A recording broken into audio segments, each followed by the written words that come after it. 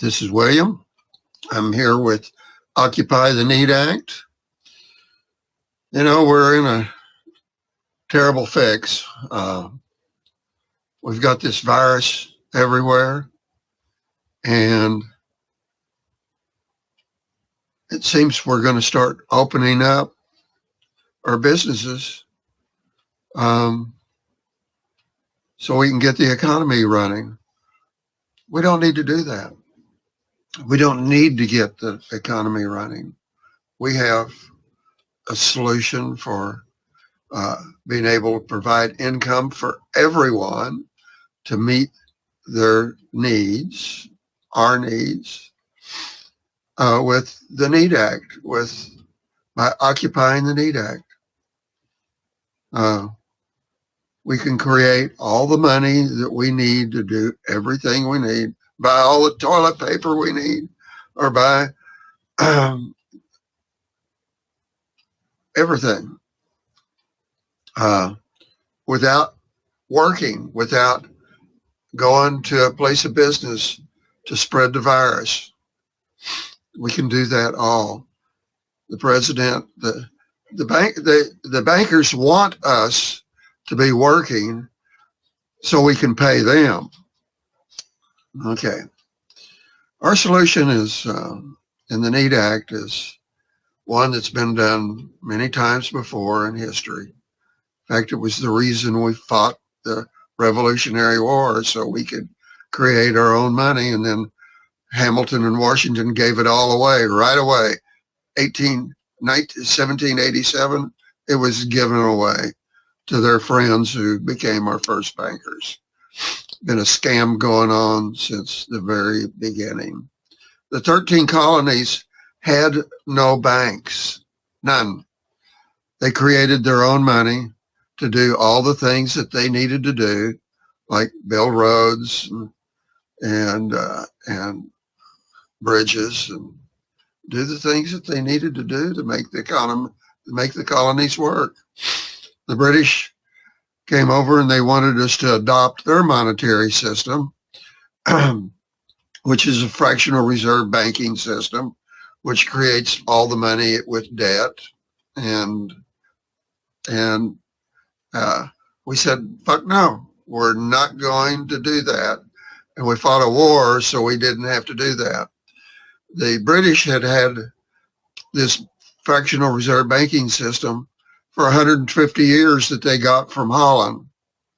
If you trace the history of money, the recent history of money, it came from Venice to Portugal to Holland to England and to us, all via the ability to build ships and navigate the seas.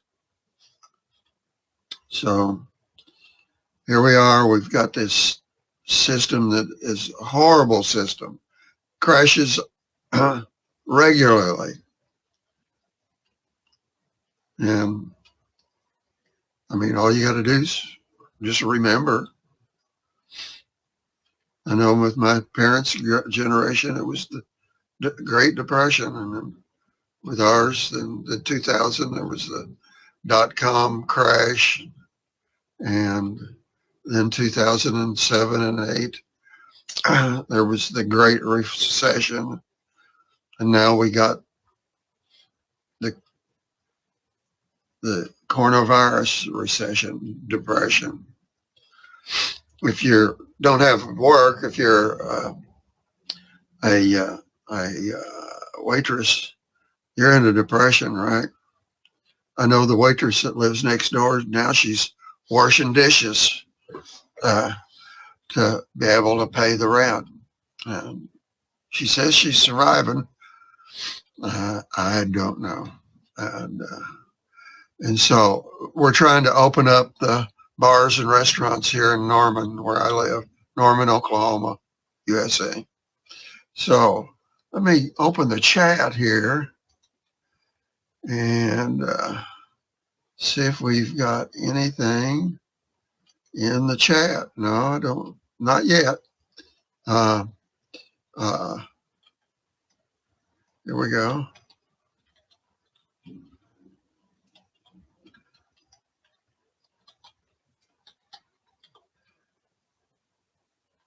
for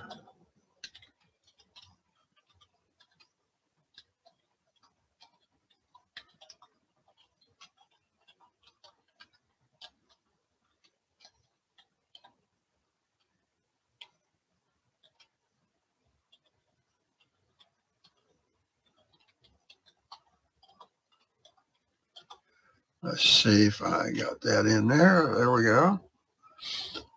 Yeah.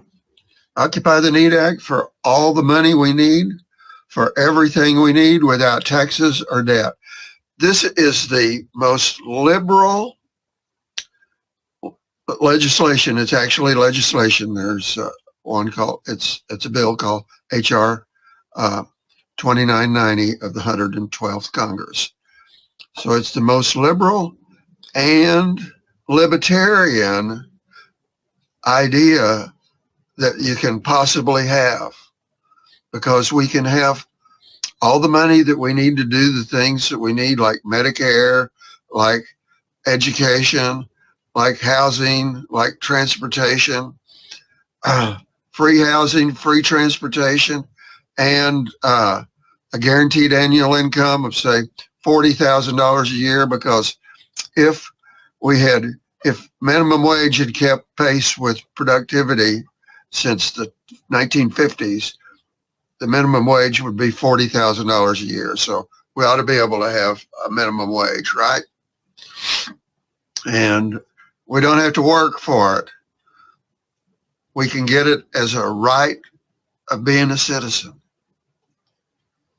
So this is the most liberal. If you're a liberal or a libertarian, this is for you. The Occupy the Need Act. The Need Act is for you. Here we are, the Need Act. T-H-E, Need Act. H.R. 2990. There we go. Of the 112th Congress.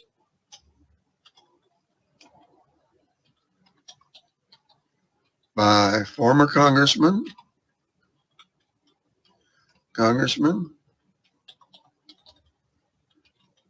Dennis Kucinich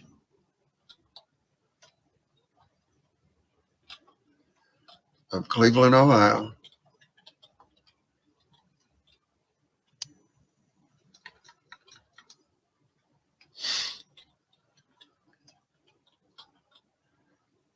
There he is. He's in the chat. Okay. So I guess I could even put that in the caption. Here we go. Let's do that. Type a primary text. Okay. HR 2990 of the 112th.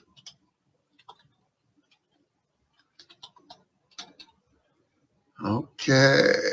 Let's see what we do here. I should be able to show it. Here we are, HR 2990 of the 112th Congress. That is the Need Act, created by former Congressman Dennis Kucinich of Cleveland, Ohio. A really good man until the Republican, he was a longtime member of Congress until the Republicans got him gerrymandered out because they recreated his congressional district where the Republicans controlled it. They got rid of him. But we're still not rid of him. He created this act, and we can, what we need to do here in Norman, if you're listening to me here in Norman, call Tom Cole and tell him to reintroduce HR 2990 of the 112th Congress, so that we can get it into Congress, so we can debate it and see what this is all about, so we can get public input, knowledge, so we can talk about this. Otherwise, they don't want us to talk about it. The bankers especially don't want us to talk about it, because what it does, it cuts them out of the deal. And the deal is $22 trillion in debt that we have to pay interest on. And all of the stimulus that they're doing now to save us, that's all debt. Yeah, it's zero interest debt, but it's debt that has to be paid back. It's a contract to be paid back. Of course, what we'll do to pay it back, we'll pay it back with other debt, right? Pay back debt with debt. Does that make any sense? And does it make any sense that that we have, just a second here, there's what the temperature is, 45 degrees here in Norman right now. Does it make any sense that a government that has the power to create money, it's in our Constitution, borrows money? I mean, does that make sense to you? Yeah, I'll tell you who it makes sense to. It makes sense to the bankers that we have to borrow the money off of. And right now, they're getting $1 billion a day in interest and fees and commissions from us people every day for things that we don't need to borrow money for. Why should we have to borrow money for transportation or pay for transportation? Why can't the government own all of the cars like Uber, and all you got to do is get on your right ear, punch the numbers in like this, and the car shows up at your front door, and it'll take you to where you need to do. And then we're going to have automatic cars that won't even have to have a driver. And what can the driver be doing? He can be doing what the fuck he wants to be doing, like going fishing, or like going to a sporting event, or like going to Rome, or going to Switzerland.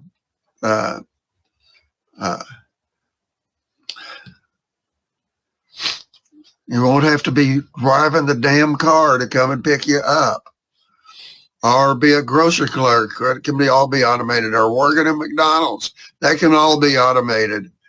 And where can those people be? They can be out at the lake swimming and having a good time with their friends and family.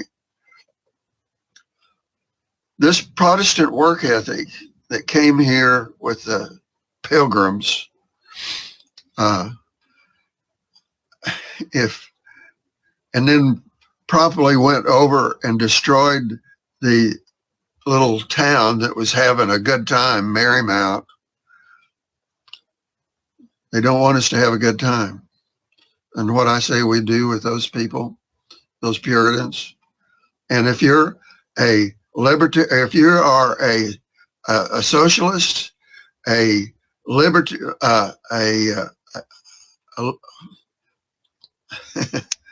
you don't need to get to be 78 years old without losing your fucking mind or with your memory.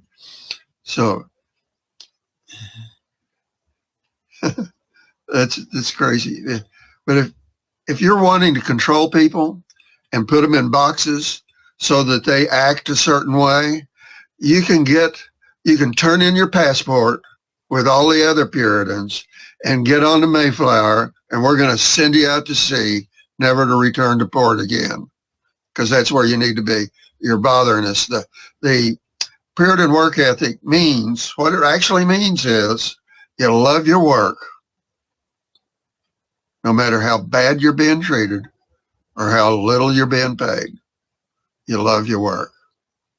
I did that for years. Hell, I'm 78. I haven't worked a day for 16 years because I got that Social Security check, and that is a guaranteed annual income. And the way I live, I can live on that.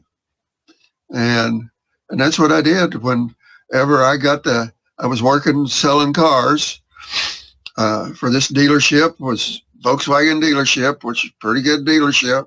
But we had an accountant that kept cutting our commissions. He saw what we were making when we started selling $70,000 vehicles. we started doing really good with commission-wise. And he didn't like that, so he cut our fucking commissions. And it wasn't long after that I got a letter from the Social Security that said how much I'd make if I retired at 62. Guess what? I went back in the bank in the shop and talked to a couple of the old guys, some of the guys that had taken care of the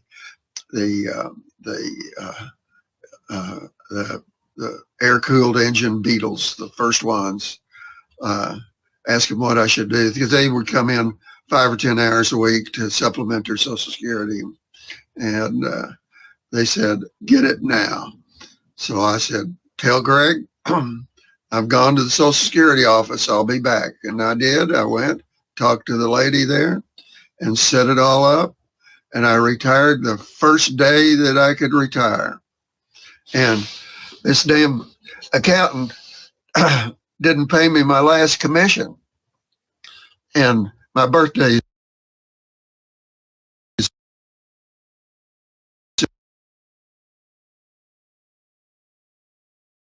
in December, that I finally got for the last car that I sold, which was probably, it was $800 commission.